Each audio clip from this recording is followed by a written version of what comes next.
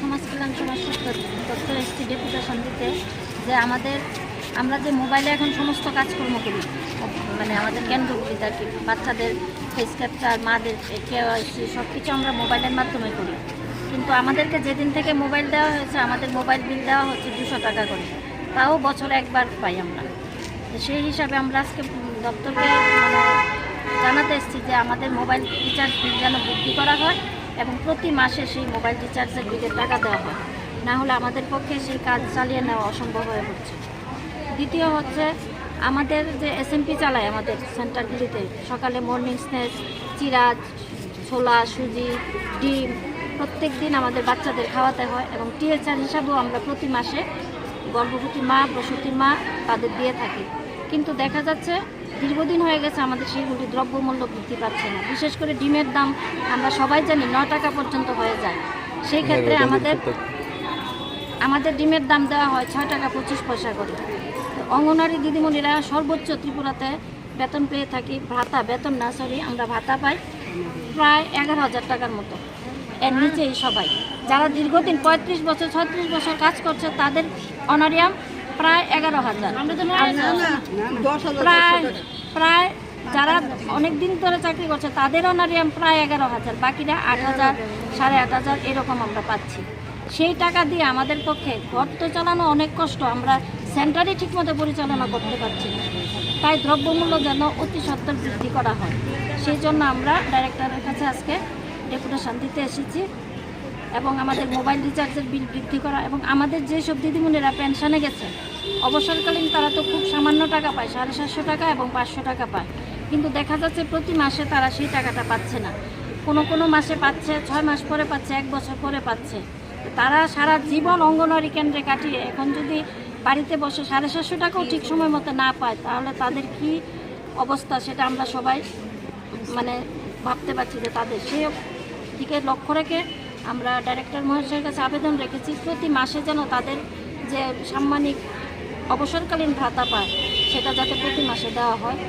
এবং আমাদের পোষণ ট্র্যাকারের অ্যাপসেও প্রচুর গণ্ডগোল আছে, দেখা যাচ্ছে আমরা ঠিকমতো কাজ করতে পারছি না। যেমন মাদের একটা ফটো ক্যাপচার করতে হয় প্রত্যেক মাসে, সেই ক্যাপচার হলে তারপর আমরা মাকে এখন যেটা টিএচআর দিই সেই টিএচআর দিতে পারবো।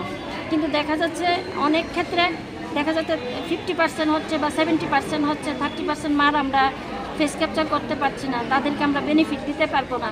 সেটা হয়তো গ্রাসরুট লেভেলের প্রবলেম, আমাদের ব্যক্তিগত প্রবলেম না, কিন্তু তাতে কিন্তু আমাদের যে বেনিফিশিয়ারি আছে তাদের প্রতি একটা খুব খারাপ প্রভাব পড়ছে। কারণ দেখা যাচ্ছে আমরা ফেস ক্যাপচার করলেই আমরা তাদেরকে টিএচআর দিতে পারবো, মানে চাল, ডাল, ডিম, সুজি, ছোলা ফেস ক্যাপচার না হলে দিতে পারবো না। সেই কাজটা করতে গিয়ে আমাদের খুব প্রবলেম হচ্ছে। সেই অ্যাপসটাকে যাতে উন্নত করা হয়, আমাদের যাতে বেনিফিশিয়ারির কোনো ক্ষতি না হয়, শুধু আমরা নিজেদের, যেহেতু আমাদেরকে বলা হয় আমরা সমাজের জন্য কাজ করি, ভাতা পাই, তাই সমাজের চিন্তা করি আমাদের আজকে ডেপুটেশন যে আমাদের অ্যাপসটা উন্নত করা হোক, আমরা যাতে সবাইকে সমাজে আগের মতো করে বেনিফিট দিতে পারি। আর তারপর আছে আমাদের বেতন ভাতাও তো দীর্ঘদিন ধরে বৃদ্ধি পাচ্ছে না।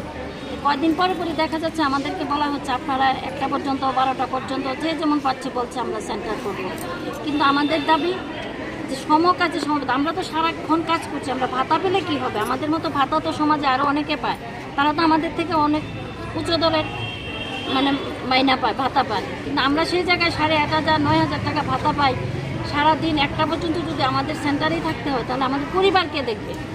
তাই আমরা 11টা পর্যন্ত সেন্টার করব, কিন্তু তার জন্য আমাদের সেন্টারের কাজ করবো, আমাদের হোম ভিজিট কোনো কিছুতে আমাদের বাধা হবে না, আমরা সব কাজ করব, কিন্তু সেন্টারের টাইম আমরা 11টা পর্যন্তই করব। কারণ সমকাজের সমবেতন আমরা কর্মচারী না হলেও আমরা জানি লেবার অ্যাক্টও আছে, একটাতে তো আমাদেরকে ফেলতে হবে, যে কোনো একটাতে, হয় কর্মচারী নয় লেবার অ্যাক্ট, যেখানে আমাদের সেই মূল্য দেওয়া হবে। আমরা 11টা পর্যন্ত আমাদের সেন্টার করব, কিন্তু আমাদের সেন্টারের কাজ আমরা ঠিক করে যাব। সেক্ষেত্রে যদি কোনোদিন আমাদের কাজের জন্য থাকতে হয় সেটা আলাদা ব্যাপার, কিন্তু আমরা সবাই 11টা পর্যন্তই সেন্টার করব।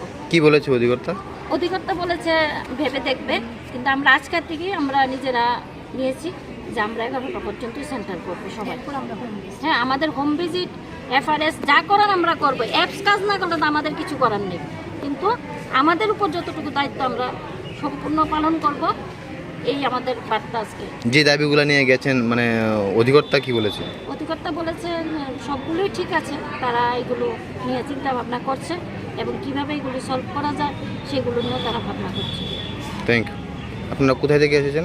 কারা? আমরা ত্রিপুরা অঙ্গনওয়াড়ি কর্মী সহায়িকা ও পেনশনার অ্যাসোসিয়েশন সারা ত্রিপুরা। আমি সভানেত্রী মঞ্জুলা চক্রবর্তী। Thank you.